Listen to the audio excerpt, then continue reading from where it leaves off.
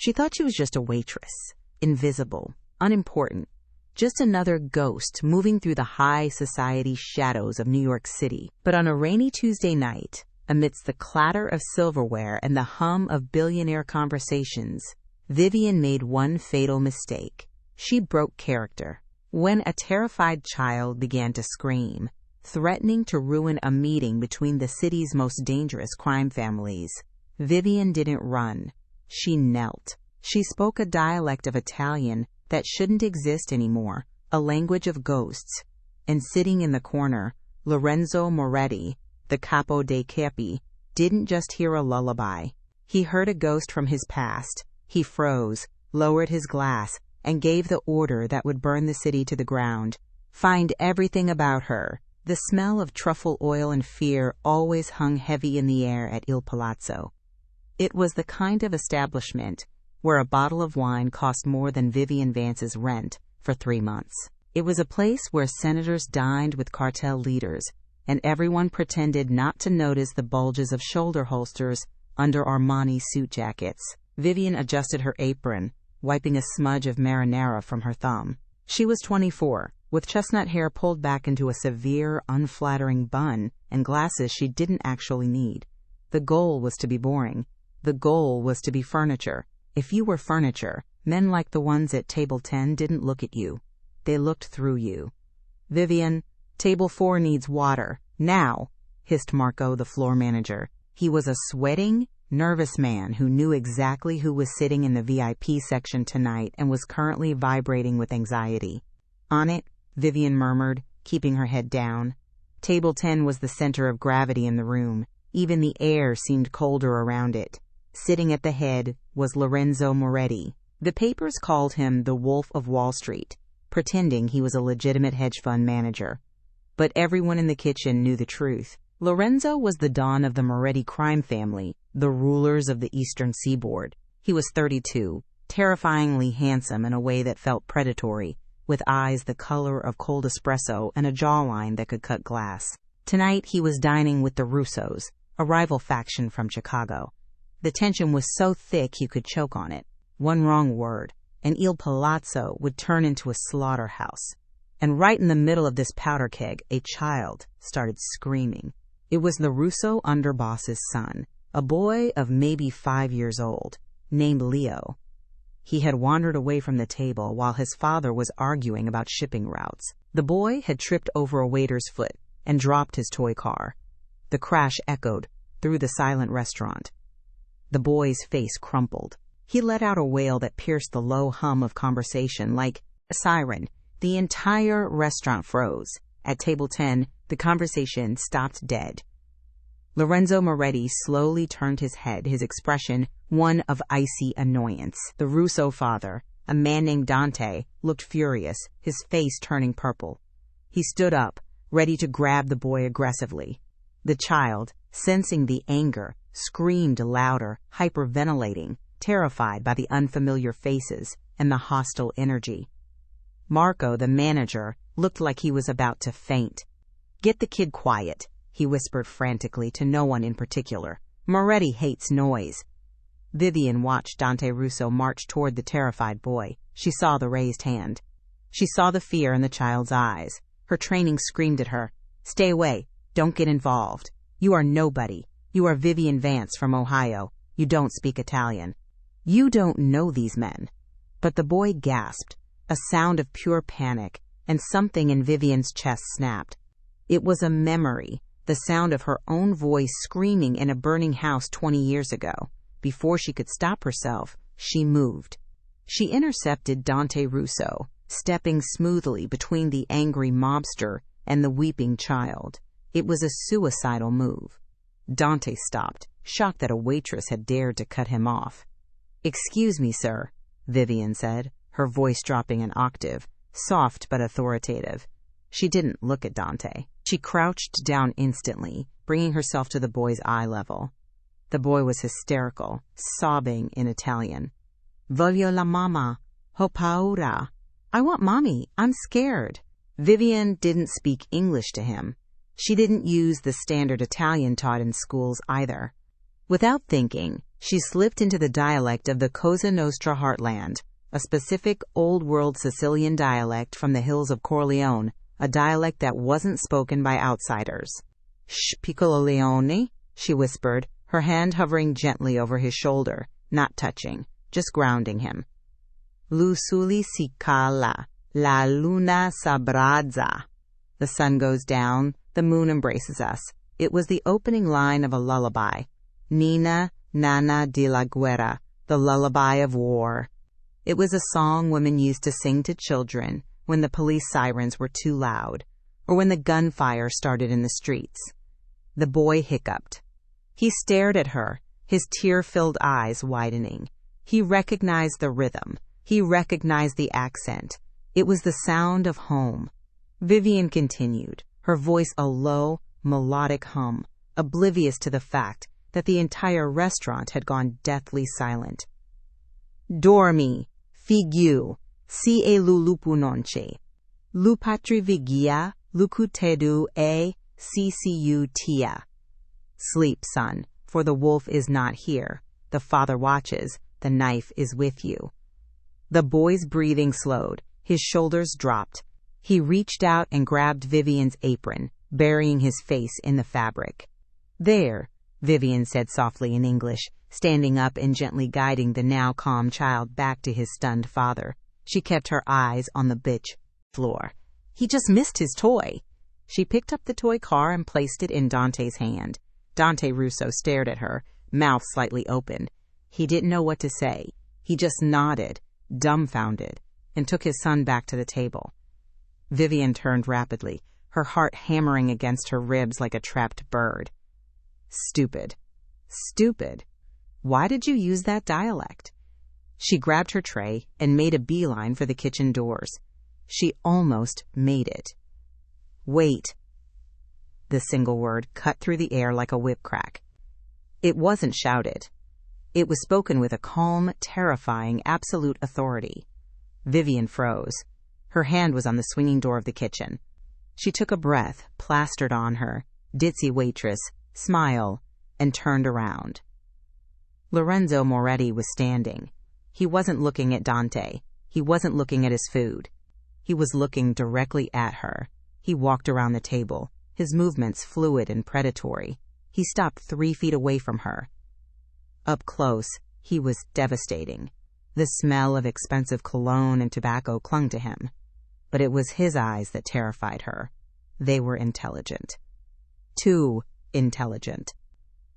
"I'm so sorry about the noise, sir," Vivian said, pitching her voice higher, adding a fake Midwestern twang. "Kids, right? I used to babysit my nephews in Cincinnati all the time." Lorenzo didn't blink.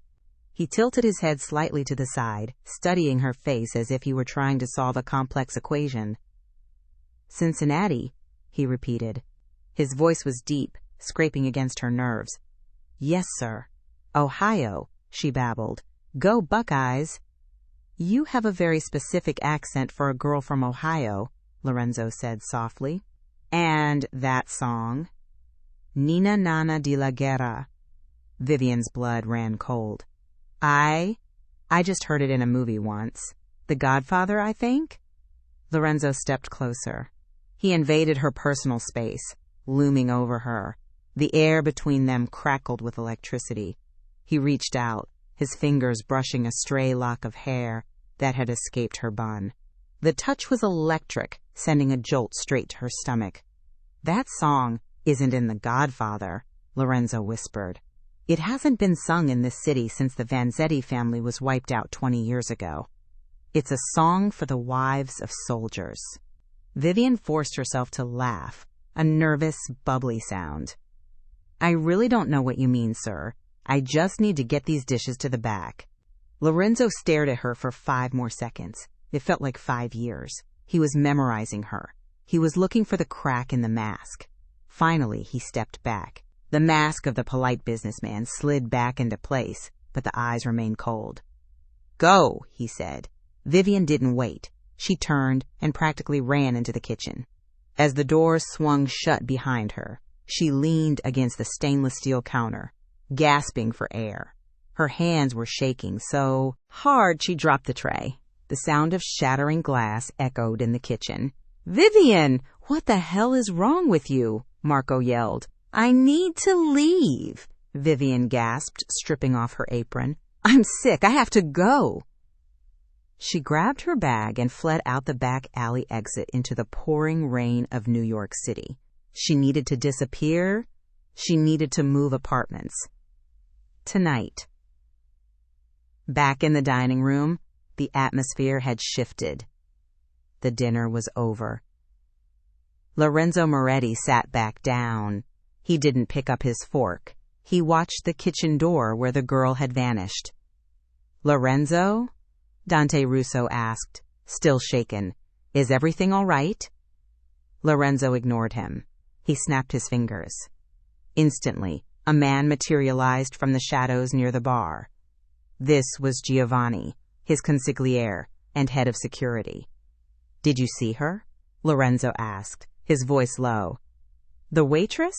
Giovanni asked. "Yeah, nice piece of a..." Lorenzo shot him a look that could freeze magma. Giovanni shut his mouth instantly. "She speaks the Corleone dialect," Lorenzo said, staring at his wine glass. "And she knows the war lullaby.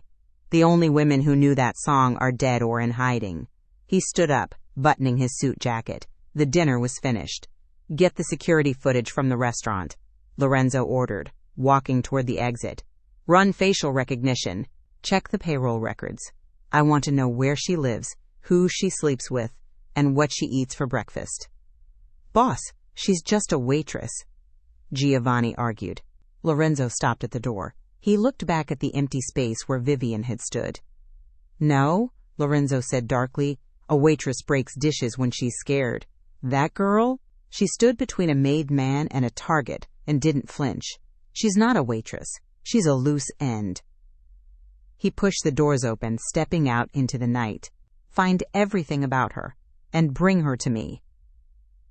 Vivian didn't go straight home. That was rule number 1 of evasion. She took the subway 3 stops in the wrong direction, got off at Times Square, walked through the densest crowd she could find, and then doubled back onto a bus heading for Queens.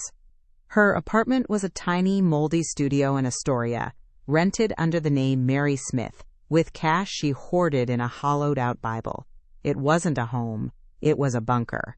As she sat on the bus, staring at her reflection in the dark window, she cursed herself.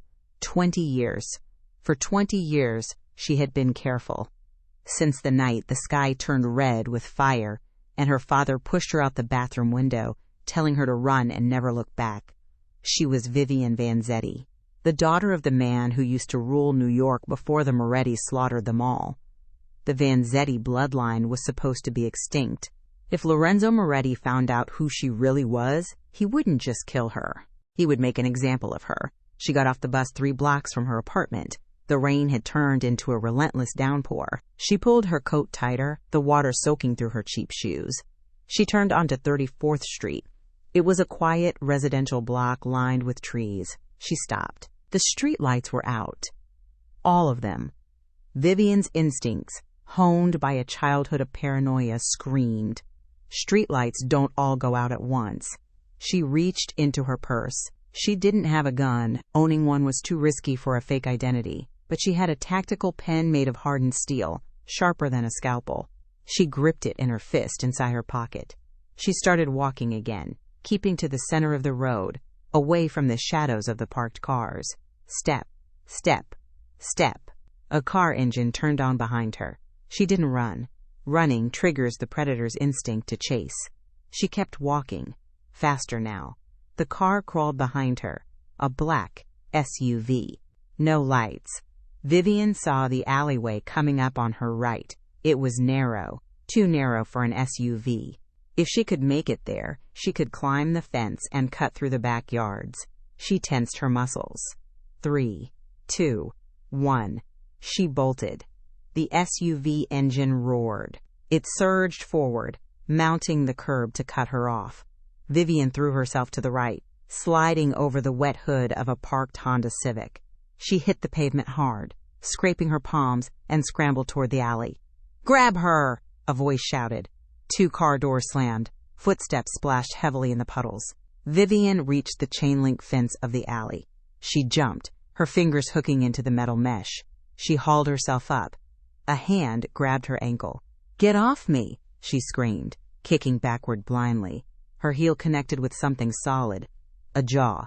A man grunted in pain and let go. She scrambled higher, swinging her leg over the top. But there was a third man. He hadn't come from the car.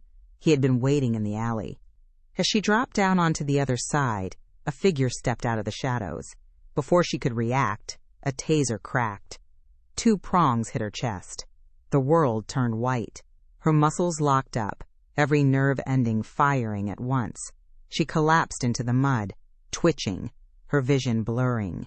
Through the haze, she saw a pair of polished Italian leather shoes step into her field of vision. A man knelt down. It wasn't Lorenzo. It was the man from the restaurant, Giovanni. He grabbed a handful of her wet hair and pulled her head up. "You kick hard for a waitress," he grunted, checking his bleeding lip. He tapped his earpiece. "Boss, we got her. She fought like a wildcat." A pause. Giovanni listened to the voice on the other end. "Yeah," Giovanni said, looking down at Vivian with a mix of anger and respect. "She's definitely hiding something. We're bringing her to the warehouse." Vivian tried to speak, to beg, to lie, but her tongue felt like lead. Darkness swarmed the edges of her vision. "Sweet dreams, Principessa," Giovanni sneered. He pulled a black bag over her head. The last thing Vivian smelled before the darkness took her completely was the scent of rain and the metallic tang of her own blood. Vivian woke to the smell of bleach and old coffee. Her head was throbbing, a dull, rhythmic ache behind her eyes. She tried to move her hands to rub her temples, but she couldn't. Her wrists were zip-tied to the arms of a heavy steel chair. She blinked her eyes open. The room was a concrete box. No windows. Just a single buzzing fluorescent light bulb hanging from the ceiling. And him. Lorenzo Moretti was sitting across from her at a small metal table. He wasn't wearing his suit jacket anymore. His white dress shirt was unbuttoned at the collar, sleeves rolled up to reveal forearms corded with muscle and ink. A faint tattoo of a wolf peeked out from under his left cuff. He looked perfectly calm, almost bored. In front of him was a chessboard. "You've been out for 3 hours, Lorenzo said, not looking up from the board. He moved a white pawn forward.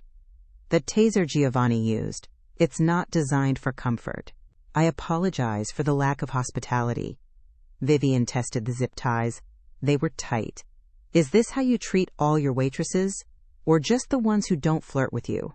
Lorenzo finally looked up. His eyes were dark, unreadable pools. A small, dangerous smile played on his lips.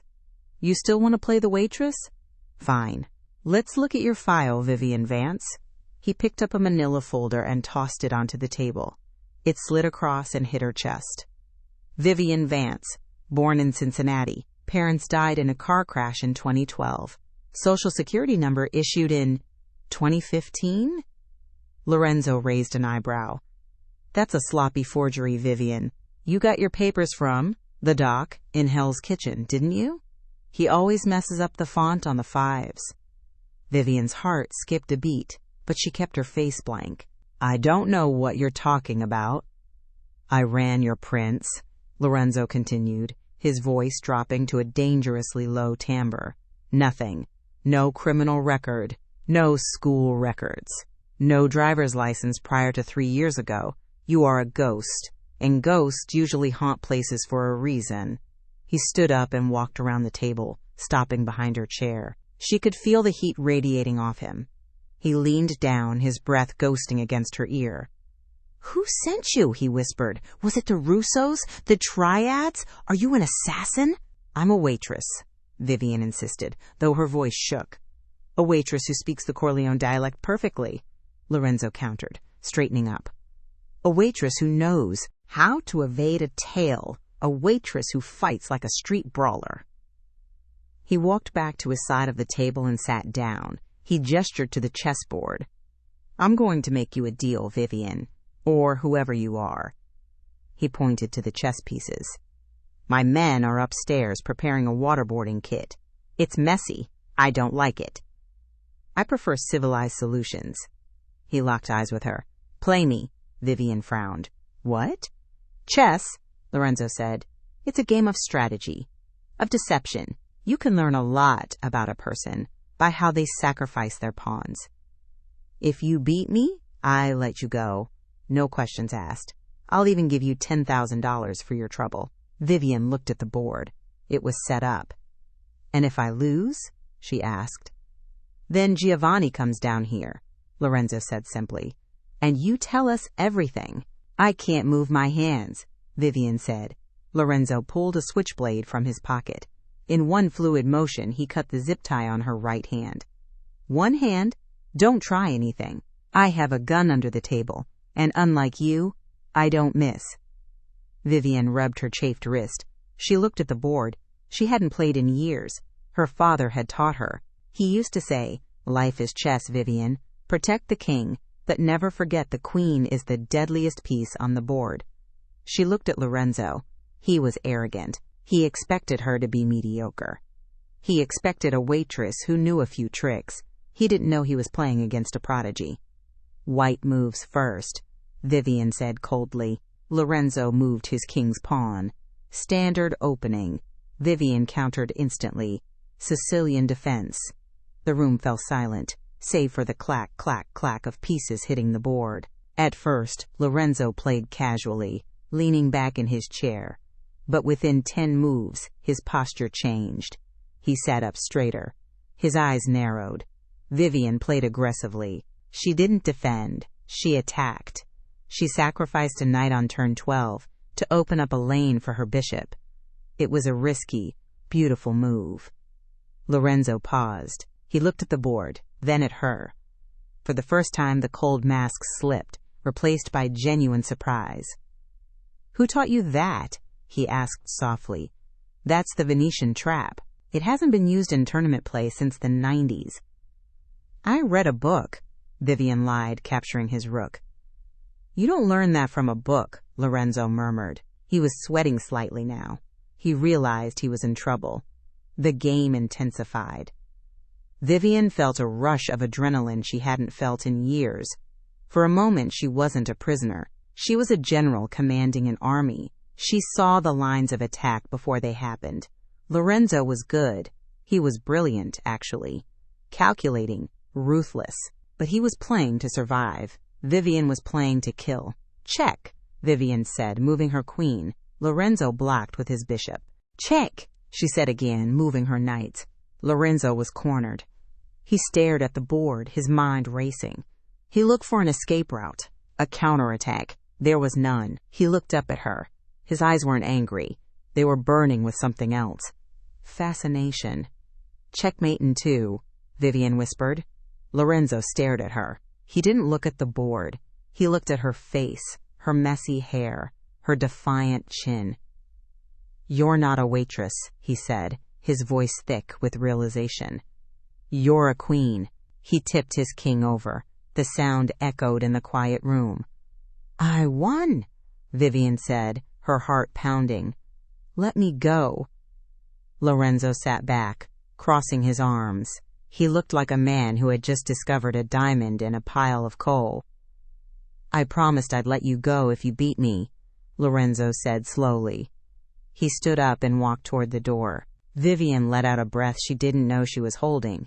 He was actually going to do it. But then the door opened. Giovanni walked in, holding a tablet. He looked pale. He looked at Lorenzo, then at Vivian, with wide, terrified eyes. "Boss," Giovanni said, his voice trembling. "You need to see this. The DNA results from the hair we found on her apron." Lorenzo frowned. "I told you to wait." "You need to see it now," Giovanni insisted. He handed the tablet to Lorenzo. Lorenzo looked at the screen. Vivian watched him. She saw the moment his world shifted. Lorenzo's eyes widened. His jaw tightened. The color drained from his face, replaced by a sudden, intense flush of fury and shock. He read the screen again. Then he looked at Vivian. The look he gave her terrified her more than the taser. It wasn't the look of a captor looking at a prisoner. It was the look of a man seeing a ghost. "Get out," Lorenzo said to Giovanni, his voice barely a whisper. "But boss, she's a—" "Get out," Lorenzo roared, slamming his fist against the steel wall. The sound was like a gunshot.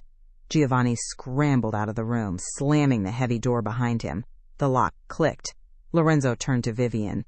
He breathed heavily, his chest rising and falling. He walked toward her, slowly, like he was approaching a bomb. "You said you would let me go," Vivian said, her voice trembling. She pulled her legs back, pressing herself against the chair. Lorenzo stopped inches from her. He held up the tablet. "I can't let you go," he said. His voice was broken, strange. "Because you don't exist." He turned the screen toward her. It was a DNA match report. Probability, 99.9%. Subject, unknown female. Paternal match, Antonio Vanzetti. Deceased 2005. Status, high-value target. Vivian stopped breathing. "The Vanzetti family is dead," Lorenzo said, his voice low and dangerous. "My father killed them all. He burned their house to the ground. He told me he saw the bodies." He leaned in, placing his hands on the arms of her chair, trapping her. "So tell me," Lorenzo hissed, his face inches from hers. "How was the daughter of the Ghost King sitting in my interrogation room?" Vivian stared at the tablet, the glowing blue light illuminating the lie she had lived for 20 years. The secret was out. The wall was breached. She looked up at Lorenzo. There was no point in denying it now. The science didn't lie, and men like Lorenzo didn't believe in coincidences. Her fear evaporated, replaced by a cold, hard resolve. If she was going to die, she would die as herself, not as Mary Smith, not as Vivian Vance, but as Vivian Vanzetti. She straightened her spine. She looked him dead in the eye. "Your father was sloppy," Vivian said. Her voice was steady, stripping away the fake Midwestern accent, returning to the sharp, aristocratic cadence of her childhood. Lorenzo recoiled slightly, as if she had slapped him. "He didn't check the bathroom window," Vivian continued, her eyes flashing with hatred. "I was 4 years old. My father pushed me out into the snow. I watched your men gun him down in the hallway. I watched your father, the great Don Moretti, laugh while my house burned." Lorenzo stared at her, stunned. The mousy waitress was gone. In her place sat a woman radiating a dark, regal power. "I walked 6 miles in the snow." She spat. "I lived in foster homes. I ate out of garbage cans. I survived. While you were sitting in your ivory tower playing Prince, I was learning how to disappear." She leaned forward, challenging him. "So go ahead, Lorenzo. Finish your father's work. Kill me. Put a bullet in my head." The silence that followed was deafening. Lorenzo stood up. He ran a hand through his hair, pacing the small room. He looked agitated, conflicted. He looked at the gun on the table. Then he looked at her. He picked up the knife again. Vivian braced herself. "This is it." Lorenzo walked over to her. He reached down and cut the zip tie on her left hand. Vivian rubbed her wrist, confused. "What are you doing?" Lorenzo tossed the knife onto the table. He leaned against the wall, crossing his arms. He looked at her not as an enemy, but as a problem. A beautiful, dangerous problem. "If I kill you," Lorenzo said, thinking aloud, "the Russos win." "What?" Vivian asked. "The Russos," Lorenzo explained. "Dante Russo. The man you stopped tonight. He's been trying to rally the other families against me. He says the Moretti bloodline is weak. He says we have no honor because of how my father handled the Vanzetti massacre. Killing a child is against the code." Lorenzo looked at her. "If word gets out that Antonio Vanzetti's daughter is alive, and I kill her, I prove them right. I become a butcher. The commission will turn on me." "So you're letting me go?" Vivian asked, standing up. Her legs were shaky, but she held her ground. Lorenzo laughed. It was a dark, humorless sound. "Absolutely not. You are a walking nuclear bomb, Vivian. If the Russos find out who you are, they will capture you. They will force you to marry Dante's son, to unite the bloodlines, and claim the throne of New York. They will use you to destroy me." He stepped closer to her. The air in the room shifted. The threat of violence was gone, replaced by a thick, heavy tension that felt dangerously like attraction. "You belong to me now," Lorenzo said softly. "I belong to no one," Vivian snapped. "You are a Vanzetti," Lorenzo corrected. "And I am a Moretti. Our families have been at war for 50 years. But right now, we have a common enemy." He reached out and grabbed her chin, forcing her to look at him. His fingers were warm, his grip firm but not painful. "I'm offering you a deal, Vivian. A real one this time." "What deal?" she whispered. "Dante Russo is making a move on my territory next week. He's hosting a gala. Peace summit. He plans to assassinate me there. I know it. But I can't prove it." Lorenzo's eyes searched hers. "I need someone on the inside. Someone who understands the old ways. Someone who speaks the dialect. Someone who can walk into a room and spot a liar from 50 paces. He brushed his thumb across her lower lip. "I need a wife," Lorenzo said. Vivian's eyes widened. "You're insane. A fake wife," Lorenzo clarified. "We pretend. We announce an engagement. We tell the world that the Moretti and Vanzetti feud is over. That we have united. It will shock the commission. It will freeze Dante's plans. He can't kill me if I'm marrying the lost princess of the underworld. It would be a declaration of war against history itself." "And in return?"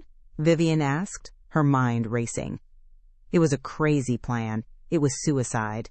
But it was also brilliant. "In return," Lorenzo said, "I give you the one thing you've wanted for 20 years. He leaned down, his lips inches from hers.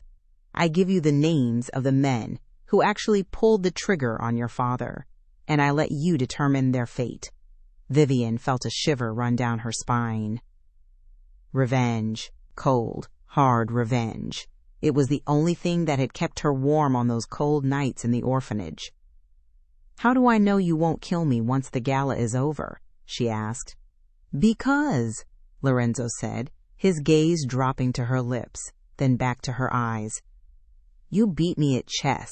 I don't destroy things that are rare, Vivian. I collect them." He held out his hand. "So what do you say, Principessa? Do you want to go back to waiting tables and hiding in the dark? Or do you want to burn down the men who took your life away?" Vivian looked at his hand. It was large, scarred, dangerous. Taking it meant stepping into the wolf's den. It meant becoming a target. But she was tired of running. She was tired of being a ghost. Vivian Vanzetti reached out and took Lorenzo Moretti's hand. "I don't want a fake engagement," she said coolly. Lorenzo raised an eyebrow. "No?" "If we do this," Vivian said, a cruel smile touching her lips, "we do it right. I want half." "Half?" Lorenzo scoffed. "Half of what?" "Half of the city," Vivian said. "When we win, when Russo is dead, I want my father's territory back. Little Italy belongs to me." Lorenzo stared at her. He should have been insulted. He should have laughed. Instead, a slow grin spread across his face. It was the smile of a wolf who had finally found a mate with sharp enough teeth.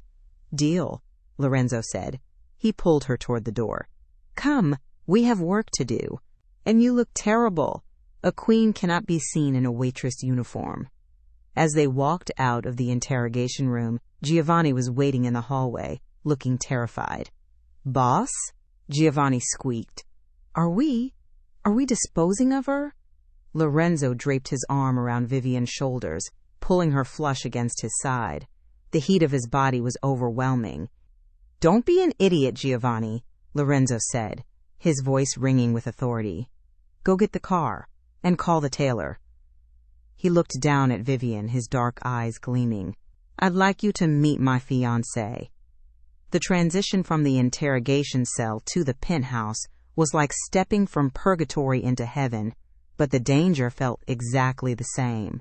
Lorenzo's penthouse occupied the entire top floor of the Millennium Tower. It was a fortress of glass and steel, overlooking the city that he ruled. The view was breathtaking. a sea of lights that stretched endlessly into the dark, but Vivian didn't have time to admire it.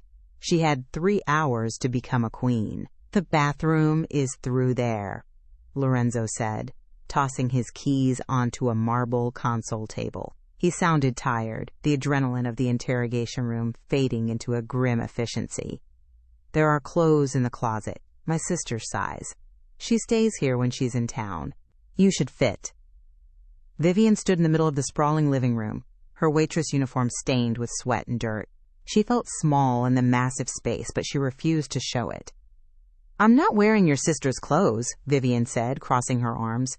Lorenzo paused, pouring himself a glass of amber whiskey. He turned to look at her. "Then what do you propose? You can't walk into the gala wearing an apron." "I need my clothes," Vivian said. "Not the rags I wear as Vivian Vance. The clothes I would have worn if your father hadn't burned my house down." Lorenzo stared at her over the rim of his glass. A slow smirk touched his lips. He pulled out his phone and dialed a number. "Get Ricardo," he said into the phone. "Tell him to open the vault. Yes, the vintage collection. Bring the red silk and the ruby set. Now." He hung up and toasted her. "Go shower, Principessa. The war paint is on its way." 45 minutes later, Vivian stood before the floor-to-ceiling mirror in the master bedroom. She hardly recognized the woman staring back. Ricardo, a nervous little man with a measuring tape around his neck, had worked a miracle. The dress was a deep, blood-red silk that clung to her curves like a second skin. It was backless, daring, and screamed power. It wasn't a dress for a wife. It was a dress for a warrior. Around her neck hung the Heart of Sicily, a ruby necklace that was rumored to be cursed. It sat heavy and cold against her skin. The door opened. Lorenzo walked in, adjusting the cufflinks on his tuxedo. He stopped dead. For a moment, the room was silent. Lorenzo didn't say a word. His eyes traveled from the hem of her dress up to her neck, and finally to her eyes. The hunger in his gaze was raw, undisguised. It wasn't just lust. It was possession. "You look," Lorenzo started, his voice rough. He cleared his throat. "You look like trouble." "Good," Vivian said, turning to face him. She felt powerful in the silk. The waitress was dead. Vivian Vance was back. "Trouble is what you need." Lorenzo walked over to her. He stood behind her, looking at their reflection in the mirror. He looked like the devil himself in his black tuxedo, dark, handsome, and lethal. Together, they looked like a storm warning. "There is one more thing," Lorenzo said softly. He reached into his pocket and pulled out a ring. It was a massive diamond, surrounded by shards of obsidian. The Moretti family ring. "This belonged to my mother," Lorenzo said, his voice unusually quiet. "She wore it like a shield. Now, you will wear it like a weapon." He took her left hand. His touch was electric. As he slid the ring onto her finger, Vivian felt a strange weight settle in her chest. This was fake. It was a deal. But the way he held her hand felt terrifyingly real. "Once this ring is on," Lorenzo whispered, his breath against her neck, "there is no going back. The Russos will see this and know. You become a target the moment we step out that door." "I've been a target since I was 4 years old," Vivian whispered back, meeting his eyes in the mirror. "At least now, I'm a target who can shoot back." Lorenzo tightened his grip on her hand. "If anyone touches you tonight," he vowed, "I will burn the city down." Before Vivian could respond, a commotion erupted in the living room. "Get out of my way!" a voice roared. "I need to see him!" Lorenzo stiffened. "Salvatore!" He spun around just as the bedroom doors burst open. Salvatore Moretti, Lorenzo's uncle and a capo of the old guard, stormed in. He was a bull of a man, red-faced and furious, followed by 2 anxious guards. "Lorenzo!" Salvatore shouted. "Is it true? Giovanni tells me you brought a stray dog into the house? A witness?" Salvatore stopped. He saw Vivian. The color drained from the old man's face. He looked at the red dress. He looked at the high cheekbones, the dark eyes. He looked at the ghost of the man he had helped kill 20 years ago. Santa Maria, Salvatore whispered, stumbling back. Vanzetti. Uncle Sal, Lorenzo said calmly, stepping between Vivian and the older man. Calm down. You brought a Vanzetti into this house? Salvatore screamed, spit flying from his mouth. Are you mad? Her blood is poison. She will slit your throat while you sleep. She is my fiancée, Lorenzo stated coldly, and you will speak to her with respect. Fiancé? Salvatore looked like he was going to have a stroke. His hand moved to his belt. No. I will not let you destroy this family for a piece of... Salvatore drew his gun. It happened in a blur. Lorenzo didn't reach for his weapon. He didn't have to. Vivian moved. She grabbed a heavy crystal vase from the vanity table and hurled it. It wasn't a frantic throw. It was precise. The crystal shattered against Salvatore's wrist. The gun clattered to the floor. Salvatore howled in pain, clutching his arm. Before he could recover, Lorenzo was on him. He slammed his uncle against the wall, his forearm pressing against the old man's windpipe. Do not, Lorenzo hissed, his face inches from Salvatore's, ever draw a weapon on my wife. She is the enemy. Salvatore choked out, his face turning purple. She is the future, Lorenzo growled, and if you ever look at her the wrong way again, I will forget that you are my father's brother. Lorenzo shoved him away. Salvatore stumbled, gasping for air. He looked at Lorenzo with fear, and then at Vivian, with pure, unadulterated hatred. You are making a mistake, Lorenzo, Salvatore rasped, holding his broken wrist. The wolf does not mate with the sheep. She is not a sheep, Lorenzo said, looking back at Vivian, who stood calm and composed amidst the shattered glass. She is a lioness. He pointed to the door. Get out. And if word of her identity leaves this room before the gala, I will bury you. Salvatore fled. The silence returned to the room. Lorenzo adjusted his cuffs, his chest heaving slightly. He looked at Vivian. Nice throw, he said. He was slow, Vivian replied, though her hands were trembling slightly. Lorenzo walked over to her. He took her hands in his, steadying them. Salvatore is a problem, Lorenzo admitted. But he is loyal to the name. He won't talk. Not yet. He checked his watch. It's time, Vivian. The car is waiting. The Russo Gala was being held at the Metropolitan Museum of Art.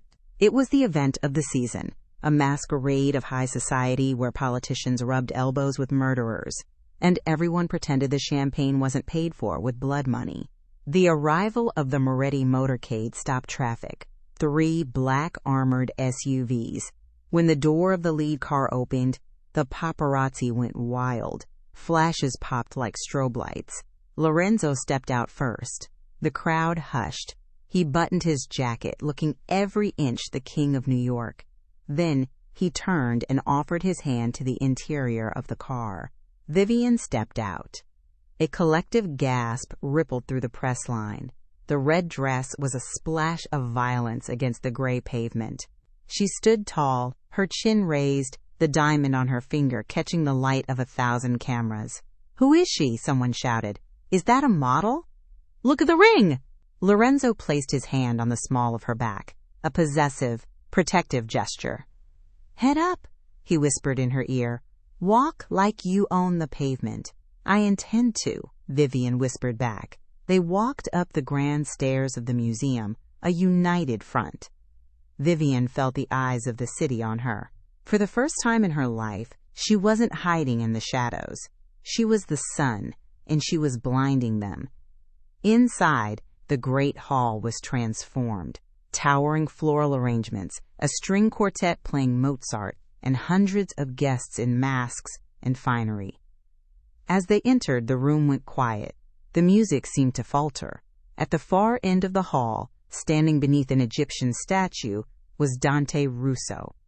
He was a short, thick-set man with a cruel mouth and eyes like beads. He was holding court with a senator and a police commissioner.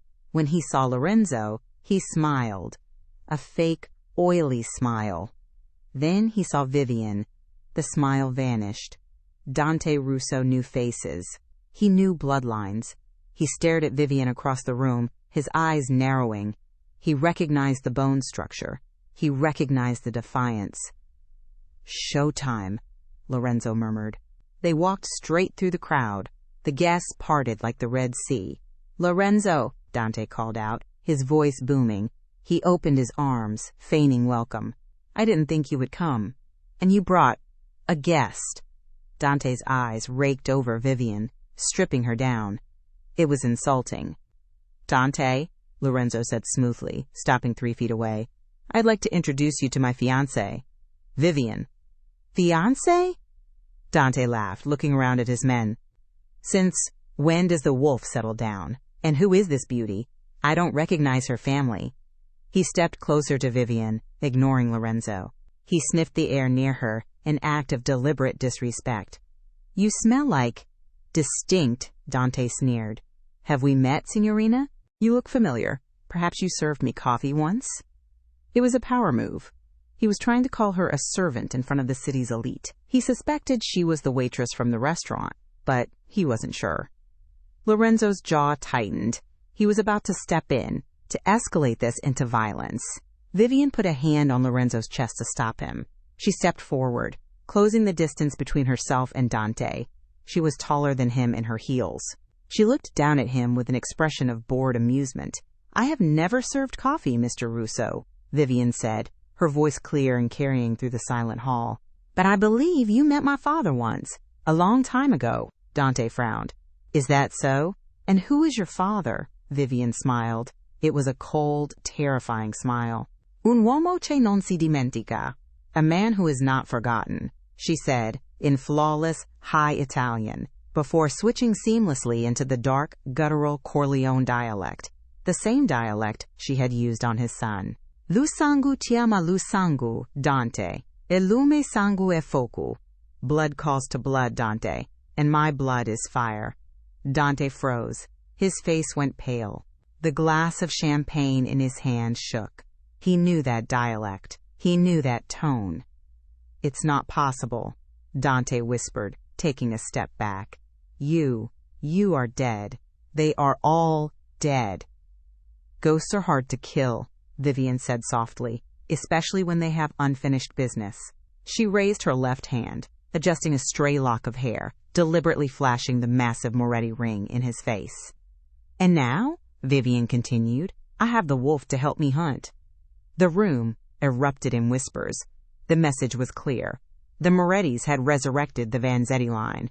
The alliance was formed. Dante looked at Lorenzo, then at Vivian. He realized he had been outmaneuvered. If he attacked her now, he would be attacking a legend. "Enjoy the party," Dante choked out, turning on his heel and fleeing toward the bar. Lorenzo watched him go, then looked down at Vivian. His eyes were shining with pride and something deeper, lust, hot and heavy. "You are terrifying," Lorenzo whispered. "I learned from the best," Vivian replied, her heart pounding against her ribs. "Dance with me," Lorenzo commanded. He pulled her onto the floor. The quartet began a waltz. Lorenzo's hand was warm on her waist, pulling her flush against him. They moved together perfectly, as if they had been dancing for years. The world fell away. There was only the heat of his body, the scent of his cologne, and the dangerous promise in his eyes. "You realize," Lorenzo said, his lips brushing her ear, "that you just declared war on the entire room." "I know," Vivian said. She looked up at him. "Are you afraid?" Lorenzo tightened his grip, spinning her around. "No, I'm exhilarated." He dipped her low, his face inches from hers. "Tonight we dance," Lorenzo promised. "Tomorrow we kill them all." But as he pulled her back up, Vivian saw something over Lorenzo's shoulder. Up on the mezzanine balcony, hidden in the shadows of a pillar, was a figure, a man holding a phone. He wasn't looking at the party. He was looking at her. And then he raised a hand. Not a wave, a signal. Suddenly the lights in the museum flickered. The music stopped. The heavy steel security doors of the great hall slammed shut with a deafening boom, sealing everyone inside. Screams erupted from the crowd. "It's a trap," Lorenzo shouted. instantly pulling Vivian behind him and drawing a gun from his tuxedo jacket. Not a trap, Vivian realized, her blood running cold as she looked at the balcony. An execution. From the shadows of the balcony, 10 men in tactical gear rappelled down, automatic weapons raised. The war for New York hadn't waited for tomorrow. It had started right now. Chaos erupted. The sound of automatic gunfire shattered the air, mixing with the screams of New York's elite scrambling for cover. Lorenzo didn't hesitate. He tackled Vivian, shielding her body with his own as they slid behind a massive granite sarcophagus. Bullets chipped away at the stone inches from their heads, sending dust flying into the red emergency lighting that bathed the hall in blood-colored hues. "Stay down!" Lorenzo roared over the noise, firing 3 precise shots over the rim of the stone. 2 mercenaries on the stairs dropped. "They're flanking us!" Vivian shouted, her eyes scanning the room, analyzing the movement of the tactical team. Her mind wasn't seeing men, she was seeing pieces on a board. "Lorenzo!" They aren't shooting at the crowd, they're funneling everyone to the east exit. "It's a kill box!" Lorenzo reloaded, his face a mask of cold fury. "If we stay here, we're pinned. If we move, we die." "The king!" Vivian gasped, pointing up at the balcony. Dante Russo was crouching near the railing, shouting orders into a radio. He thought he was safe in the shadows. He was the player moving the pieces. "He's the anchor," Vivian said, gripping Lorenzo's arm. "Take him out, and the pawns will scatter." "He's behind bulletproof glass," Lorenzo growled. "I can't make that shot from here." "Not through the glass," Vivian said, her mind racing. She pointed to a heavy crystal chandelier hanging directly above the balcony. The chain had been damaged by stray gunfire. It was swaying. "The chain. It's already weak." Lorenzo looked up. It was an impossible shot. A moving target 70 feet away, amidst a firefight. He looked at Vivian. She didn't look scared. She looked like a queen commanding her knight. "Trust me," she whispered. Lorenzo nodded. He stood up, exposing himself to the fire. Bang! Bang! 2 bullets hit the chandelier's chain. For a second, nothing happened. Then, with a groan of twisting metal, the massive crystal fixture gave way. It crashed down onto the balcony with the force of a bomb. The glass shattered. The balcony collapsed. Dante Russo screamed as he fell 20 feet, buried under a mountain of crystal and steel. The mercenaries froze. Their paycheck was gone. Their commander was dead. "Now!" Lorenzo yelled. The doors to the great hall blew open. Giovanni and the Moretti heavy guards stormed in, weapons raised. The mercenaries, leaderless and outgunned, threw down their weapons. Silence fell over the room. Lorenzo didn't look at the victory. He turned to Vivian. He grabbed her face, checking her frantically for injuries. "Are you hurt?" he demanded, his voice shaking for the first time. "I'm fine." Vivian breathed, her adrenaline crashing. Lorenzo pulled her into a crushing kiss.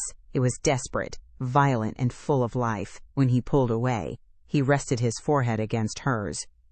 "You called the shot," he whispered. "You saved us." Vivian looked over at the wreckage of the balcony, then back at the man who held her. "I told you," she smiled, twisting the ring on her finger. "The Queen is the deadliest piece on the board." 3 months later, the headline of the New York Times read, "Moretti Vanzetti Wedding Unite City in Era of Peace." Vivian stood on the balcony of the penthouse, looking out over the city. She wasn't wearing a waitress uniform. She was wearing white silk. Lorenzo stepped up behind her, wrapping his arms around her waist. He kissed the sensitive spot below her ear. "They're waiting for us," he murmured. "The car is downstairs." "Let them wait," Vivian said, leaning back into him. "I'm enjoying the view." "It's your city now, Principessa," Lorenzo said. "Half of it, remember? That was the deal." Vivian turned in his arms. She reached up and fixed his tie. "I don't want half anymore," she said softly. Lorenzo raised an eyebrow. "Greedy?" "No," Vivian said, pulling him down for a kiss. "I want it all. You, The city, the life, everything. Lorenzo smiled. The true, unguarded smile of a man who had finally won the only game that mattered. Then it's yours, the wolf promised, forever. And that is the story of how a single lullaby brought down an empire and built a new one. From a waitress hiding in the shadows to the Queen of New York, Vivian proved that sometimes the most dangerous person in the room is the one nobody notices. If you enjoyed this story of twists, betrayal, and romance, please hit that like button. It really helps the channel grow and tells me you want more Mafia romances like this one. Don't forget to subscribe and ring the bell so you never miss a part. What did you think of Vivian's strategy in the final scene? Would you have taken the shot? Let me know in the comments below.